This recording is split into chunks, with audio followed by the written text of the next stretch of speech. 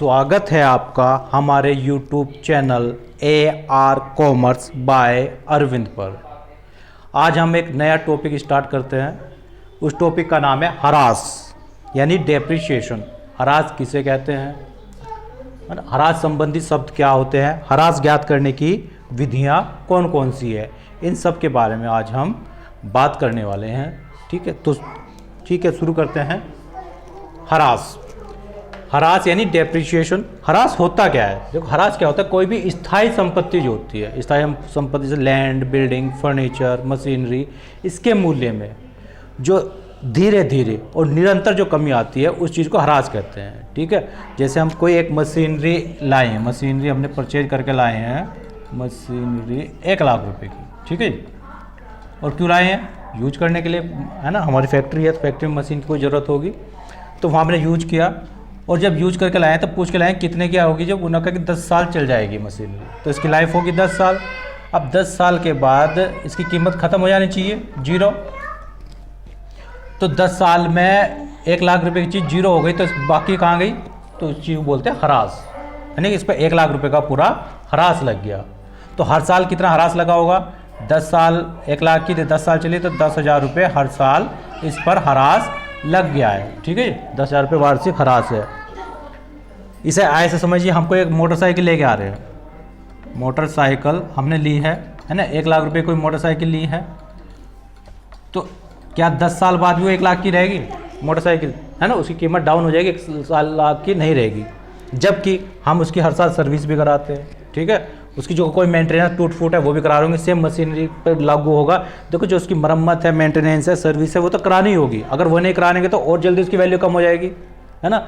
ये सब कराने के बाद भी संपत्ति की कीमत में कमी होती है ना, उसके निरंतर प्रयोग के कारण। क्योंकि हम उसे यूज करेंगे तो जो चीज़ आज जैसी है वो 1 साल बाद ऐसी नहीं होगी, अगले 1 साल बाद ऐसी नहीं होगी, उसके कीमत में कमी आएगी और स्थायी कमी आएगी, परमानेंट कमी आएगी। उसे कितना भी पैसा लगा के आप पूरा नहीं कर सकते हैं। ठीक है, नॉर्मल मेंटेनेंस के बाद। अगर मेंटेनेंस ही नहीं करनी तो उसकी कीमत में और जल्दी कमी आएगी और जल्दी ख़राब हो जाएगी वो। ठीक है, और मेंटेनेंस के बाद भी चीज़ें जैसी आज है ऐसी कल नहीं रहती। जिनके बीच का जो अंतर है वही हरास कहलाता है। हरास हर चीज़ पर लगता है क्योंकि सब चीज़ नासवान है। हर आदमी पर भी हरास लगेगा। जैसा 20 साल का आदमी होगा ऐसा 40 का नहीं होगा, जैसा 40 का होगा ऐसा 60 का नहीं होगा, जैसा 60 का होगा ऐसा 80 का नहीं होगा। और एक बार बुढ़ा हो गया तो कितना भी पैसा लगा लो वो जवान नहीं हो सकता। डेप, है ना, कमी जो होगी वो परमानेंट होगी। ऐसे एक बार मशीन खत्म होगी, कितना पैसा उसमें लगाएंगे वो पहले जैसी नहीं रहेगी। एक दिन उसे यूज से हटाना ही पड़ेगा, उसकी जगह पर आपको दूसरी संपत्ति लानी पड़ेगी। तो ये चीज़ ये आप हरास है, समझ में आया? देखते हैं अब इसे थ्योरेटिकली कि व्यापार तथा उद्योग के संचालन में, है ना, जो हमारा व्यापार है, बिजनेस है, या हमारे उद्योग है, इंडस्ट्री है, उसके संचालन में स्थायी संपत्तियों, व्यापार तथा उद्योग के संचालन में स्थायी संपत्तियों जैसे भवन, मशीनरी, फर्नीचर आदि के प्रयोग से, है ना, इनके यूज से ना, यूज करेंगे तो ही डैप लगेगा, है ना। यूज नहीं करे, ऐसी रखी है, पैक करी, तो फिर भी कमी फिर भी आएगी, लेकिन बहुत नाम मात्र की। यूज करने से कमी ज़्यादा आएगी उनके मूल्य में, है ना। जैसे 1 लाख की मशीनरी थी तो उसका मूल्य आप 10,000 रह जाएगा, 90,000 का डैप लग गया। उसकी मात्रा, है ना, कुछ मात्रा भी कम हो सकती है, कुछ 10 किलो थी 5 किलो रह गई कोई चीज़। या गुण, है ना, गुण उसके जो क्वालिटी होगी, है ना। मोटरसाइकिल अभी अच्छे एवरेज दे रही थी, 5 साल बाद उतना एवरेज नहीं दे पाएगी, उसकी क्वालिटी भी कम हो जाएगी। ठीक है, जो चीज़, है ना, मशीनरी पहले आपके कोई 20,000 पीस बना देती थी किस चीज़ के, अब वो 15,000 बनाने लगेगी, है ना, उसकी क्वालिटी भी कम होगी। तो इसके गुणों में होने वाली गिरावट यानी कमी को हरास या अवक्षण कहा जाता है। तो आपको समझ में आया कि व्यापार तथा उद्योग के संचालन में स्थायी संपत्तियां जैसे भवन, मशीनरी, फर्नीचर आदि के प्रयोग से उसके मूल्य, मात्रा, गुणों में होने वाली गिरावट को हरास या अवक्षण कहा जाता है। एक डेफिनेशन देखते हैं R.N. कार्टर महोदय की। ठीक है, बहुत ही प्रसिद्ध परिभाषा है R.N. कार्टर जी की। क्या कह रहे हैं कि संपत्ति के मूल्य में, संपत्ति कौन सी? वो स्थायी संपत्ति के मूल्य में किसी भी कारण से, कारण कोई से भी हो, वैसे जो कारण मेन होता है वो होता है इसको यूज, उसके निरंतर प्रयोग के कारण। संपत्ति के मूल्य में किसी भी कारण से होने वाली सने कहते हैं धीरे धीरे, है ना। हरास देखो एकदम नहीं लगता, 1 लाख की चीज़ है और कल कोई वो 10,000 की हो जाएगी, ऐसा नहीं होगा। 1 लाख की है, फिर पहले 90 की होगी, 80 की होगी, इस धीरे धीरे कम होगी, तो सने सने और स्थायी, लेकिन जो एक बार कमी होगी वो परमानेंट होगी, है ना, स्थायी होगी। तो होने वाली सने सने और स्थायी कमी को ह्रास कहते हैं। आर्नेट कार्टर जी का परिभाषा आप याद कर सकते हैं, बहुत इंपॉर्टेंट परिभाषा है कि संपत्ति के मूल्य में किसी भी कारण से होने वाली सने सने और स्थायी कमी को ह्रास कहते हैं। ठीक है, अब आपको ह्रास समझ में आया होगा। अब हम देखते हैं ह्रास संबंधी कुछ महत्वपूर्ण शब्द। जब हम ह्रास करेंगे, इसका चैप्टर करेंगे, न्यूमेरिकल करेंगे, तो वहाँ भी जो जनरली वर्ड यूज होंगे उन्हें देखते हैं। पहला होता है संपत्ति की लागत, cost of assets. Cost of assets ये क्या होती है? देखो, जब हम कोई भी संपत्ति खरीद के लाते हैं, फॉर एग्जाम्पल हम मशीनरी ही खरीद के लाते हैं, तो हम मशीन ही खरीद के लाए 1 लाख रुपए की, तो क्या 1 लाख रुपए इसकी लागत है? आप कहेंगे हाँ है, लेकिन यहाँ थोड़ा रुकिए। देखो 1 लाख की मशीन तो हम खरीद के लाए, ठीक है, मशीन से खरीद के लाए, दुकान वाले ने बिल बना दिया 1 लाख का, 1 लाख रुपए से पेमेंट कर दिया और मशीन को लेकर चल दिए। लेकिन लाने के बाद फिर हमने कुछ ढुलाई भी तो दी होगी, है ना, अपनी फैक्ट्री तक लाए तो 10,000 रुपये तो पता चला ढुलाई के लग गए, है ना, कहीं दिल्ली से कहीं से खरीद के लाए हैं, तो घर तक लाने में अपनी फैक्ट्री तक 10,000 रुपये उसका खर्चा आ गया। तो उसे जोड़ो जी, चलो जी, आप कह रहे हो कि एक मशीन 1,10,000 की होगी। अभी भी रुको, अब हम फैक्ट्री में ले आए तो फैक्ट्री में ला के मशीन ला के ऐसी खड़ी कर देंगे, है ना, उसे फिट कराएंगे, एस्टेब्लिश कराएंगे, उसकी स्थापना कराएंगे हम, ठीक है ना, हम क्या कराएंगे, उसका स्थापना है ना, तो मैकेनिक बुला के मशीन लगवाएंगे, तो उसकी स्थापना में 10,000 और लग गए, तो मशीन कितनी हो गई? 1,20,000 की। ठीक है जी। तो कुल मिलाकर कहने का मतलब यह है कि जब तक मशीन काम करना शुरू ना कर दे तब तक जितने भी खर्चे होंगे वो सब उसकी लागत का ही एक पार्ट होंगे। इसे बोलते हैं संपत्ति की लागत। तो मशीन हमारे 1 लाख की नहीं है, मशीन कितनी है? 1,20,000 की। इसके अलावा अगर कोई और खर्चा है, जब तक फैक्ट्री में काम करना शुरू ना कर दे हो तब तक के सारे खर्चे मशीन की लागत का ही पार्ट होंगे। क्लियर? ठीक है जी। अगला शब्द देखते हैं, संपत्ति का जीवन काल, लाइफ ऑफ एसेट्स। संपत्ति का जीवन काल है, संपत्ति का जीवन काल ये समझते हैं जब हम संपत्ति खरीद के लाते हैं। देखो ये अनुमानित ही होता है, एस्टिमेटेड होता है और दूरदर्शिता के आधार पर होता है। मैन्युफैक्चरर को पता होता है कि हमने जो भी मशीन बनाई है कि 10 साल चलेगी कि 15 साल चलेगी। चलने को भी 10 की बजाय 12 भी चल सकते हैं, 15 की बजाय 17 भी चल सकती है और 10 की बजाय 8 भी चल सकती है ना। पहले से पता होता है मशीन की लाइफ क्या होगी। तो जब हम खरीद के लाते हैं दुकानदार से पहले से पूछ लेते हैं, बल्कि पूरा वारंटी कार्ड होता है, सब लिखा होता है, इसकी लाइफ जो है ये 10 साल है। ठीक है जी। 10 साल बाद संपत्ति खत्म,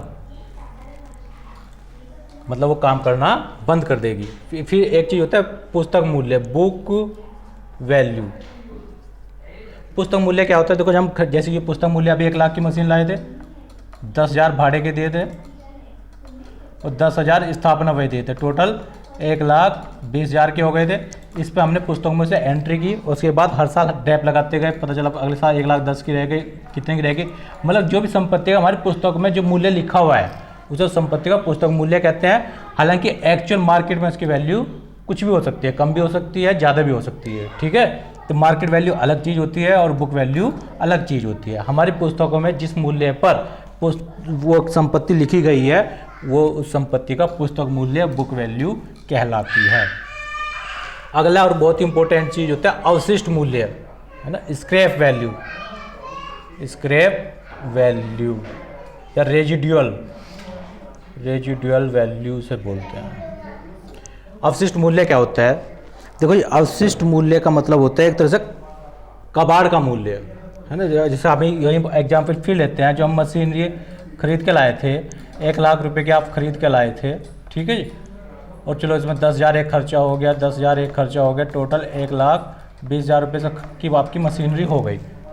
जब हम मशीन को खरीद के लाए हैं तो दुकानदार से पूछने भी मशीन चलेगी कितने, बोलेगा जी 10 साल चल जाएगी, इसकी लाइफ कितनी होगी? 10 साल। हमने कहा कि 10 साल चलेगी, उसके बाद बेकार, बिल्कुल नहीं, बेकार क्या है जी। 10 साल बाद दुकानदार ने कहा कि हमारे पास ही लेके आइए आप, ठीक है, 1 लाख रुपए का आप मशीन लेके जा रहे हैं, 10 साल बाद हमारे पास ही ले आइए। उससे जो कबाड़ तो बचेगा, कुछ ना कुछ लोहा टीन तो उसमें होगा ही मशीन के अंदर, है ना। ओके, हाँ जी बिल्कुल, तो आप हमारे पास ही ले आओ और हम आपको उसके 10,000 रुपये दे देंगे। आप हम मतलब अभी 1 लाख रुपये दे रहे हैं, बाद में अगर जब मशीन काम करना बंद कर दे 10 साल बाद, तो ये 10,000 रुपये दुकानदारी देने को तैयार है। ये चीज़ इसका अवशिष्ट मूल्य कहलाती है। अवशिष्ट मूल्य, स्क्रैप वैल्यू, यानी कबाड़ मूल्य। संपत्ति जब अपना काम करना बंद कर दे उसके बाद उसका लोहा टीन जितने में बिकेगा उस चीज़ को इसको हम अवशिष्ट मूल्य कहते हैं। इसे ऐसे समझ सकते हैं कि जब मशीन अपना की लाइफ समाप्त हो जाएगी, मशीन का जीवन समाप्त हो जाएगा, उसके बाद उसका जो मूल्य शेष बचता है, ठीक है, जिसे हम एक तरह से कबाड़ में बेच सकते हैं, ठीक है, ये जिसे बेचकर हम कुछ मूल्य प्राप्त कर सकते हैं, जिसको उसका मूल्य शेष बचेगा उसकी लाइफ के बाद, उसे ही अवशिष्ट मूल्य कहा जाता है ना, इसके वैल्यू। ठीक है जी, क्लियर। तो ये कुछ शब्द थे जो जनरली यूज होते हैं, ये क्लियर किए। उसके बाद हम एक चीज़ देखते हैं, ह्रास ज्ञात करने की विधियाँ। ह्रास ज्ञात करने की वैसे तो बहुत विधियाँ हैं, ठीक है, लेकिन जो जनरली इंपॉर्टेंट विधियाँ होती हैं वे कुछ मैंने यहाँ मेंशन की हैं, इनके बारे में हम फिर धीरे धीरे पढ़ेंगे। पहले देखते हैं है कौन कौन सी। सबसे पहले स्थायी किस्त पद्धति, फिक्स्ड इंस्टॉलमेंट मेथड। ऐसा इसे नियत विधि भी कहेंगे। फिक्स होगा मतलब जैसे वही मान के चलो हमारी जो मशीनरी थी अगर 1 लाख की थी और सिर्फ 10 साल उसकी लाइफ है, ठीक है, मान के चलो खर्चा भी कुछ नहीं है, तो ठीक है 10 साल लाइफ है, तो हर साल डेप कितना लगेगा, 1 लाख को 10,000 से डिवाइड करो तो 10,000 रुपये का हर साल डेप्रिसिएशन लग जाएगा। बिल्कुल फिक्स है डेप की राशि। पहले साल भी 10,000 लगेगा, दूसरे साल भी 10,000, तीसरे साल भी 10,000 और 10वें साल भी 10,000 और 10 साल बाद की कीमत 0, है ना। अगर इस मेथड से हम डेप लगाते हैं तो संपत्ति की लाइफ के बाद संपत्ति की वैल्यू क्या हो जाएगी, नील हो जाएगी किताबों में। और मान के चलो संपत्ति में 10,000 और जोड़े, वही 1,20,000 की हमारी संपत्ति हो गई थी। और फिर स्क्रैप वैल्यू, स्क्रैप वैल्यू भी है संपत्ति में, तो एक स्क्रैप वैल्यू को घटा देंगे जी।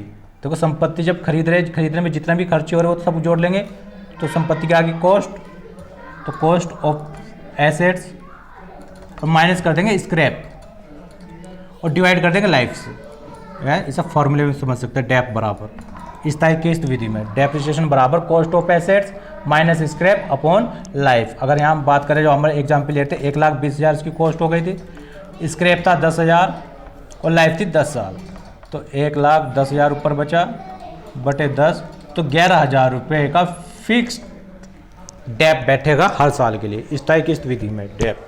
ठीक है जी।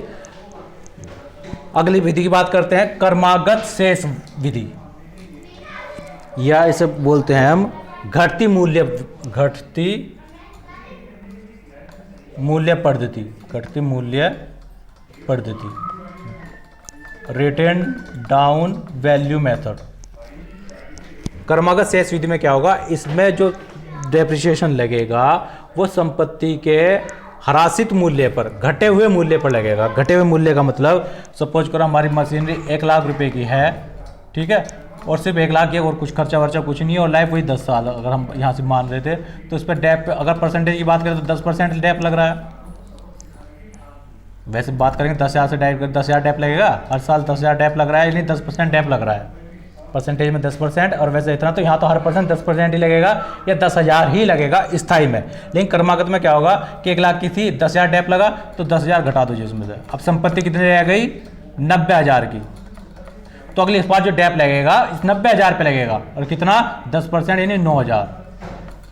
फिर संपत्ति बची 81,000 की, फिर अगली बार 81,000 पे डेप लगाए 8100, तो डेप की वैल्यू हर साल घटती रहेगी। पहले 10,000 का डेप लगा, फिर 9,000 का लगा, फिर 8100 का, और लास्ट में कुछ और लगेगा।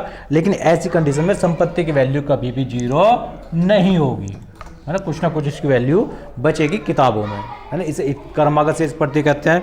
सही में स्थाई में क्या होगा, मान के चलो अगर 10% लग रहा है परसेंटेज के हिसाब से स्थाई में, तो वहाँ तो 10% ही लगेगा। और किस पे लगाए 1 लाख पे, 1 लाख का 10% 10,000, फिर अगले साल भी 1 लाख का 10% 10,000। लेकिन कर्मागत में क्या होगा, पहले साल तो 1 लाख पे लग जाएगा 10,000, फिर 10,000 घटाने के बाद जो संपत्ति की कीमत बची है 90,000 पे लगेगा, फिर 81,000 बची 81,000 पे बढ़ेगा, लेकिन घटते हुए मूल्य पे लगेगा। इसे हम घटती मूल्य पद्धति भी कहते हैं, कर्मागत शेष पद्धति।